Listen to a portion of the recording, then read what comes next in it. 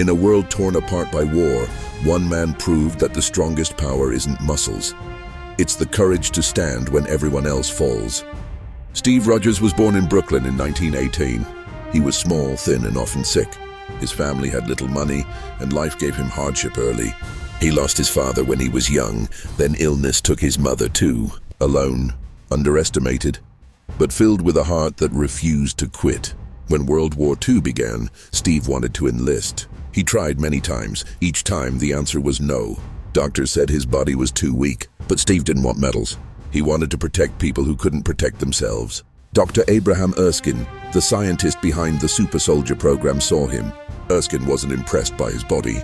He was impressed by his character. Steve was the rare build. No corruption, no ego, just empathy, bravery, and conviction. He offered Steve a chance. Steve accepted instantly. The serum changed everything. Strength, speed, reflexes, endurance, durability, all upgraded to peak human level. But it didn't rewrite his soul.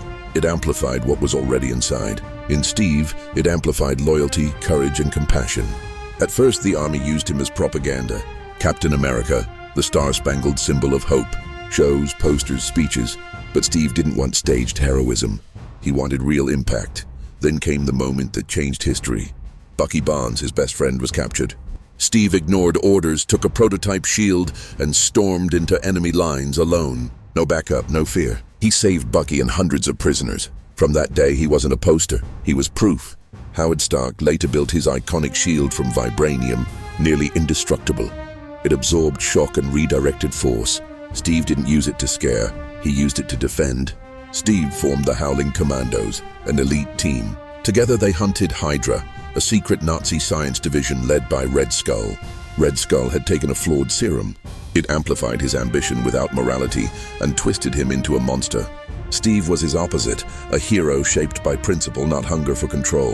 In 1945, Steve faced Red Skull on a plane carrying a bomb aimed at millions. Steve won the fight and crashed the plane into the Arctic to stop the explosion. He survived, frozen in ice for nearly 70 years. SHIELD found and revived him in the modern era. The world had changed. Steve hadn't. New tech confused him sometimes, but people in danger never did. He joined the Avengers, a team of gods, armored geniuses, soldiers, spies, and assassins. Steve didn't need to be the strongest. He needed to lead, and he did. Then came the shock. Bucky was alive, brainwashed into the Winter Soldier, Hydra's silent weapon. Steve fought him not to kill him, but to bring him back, because loyalty was part of his code. Later, the Sokovia Accord split the Avengers, a global law to control enhanced individuals. Steve opposed it, not because he feared responsibility, but because he feared power without freedom.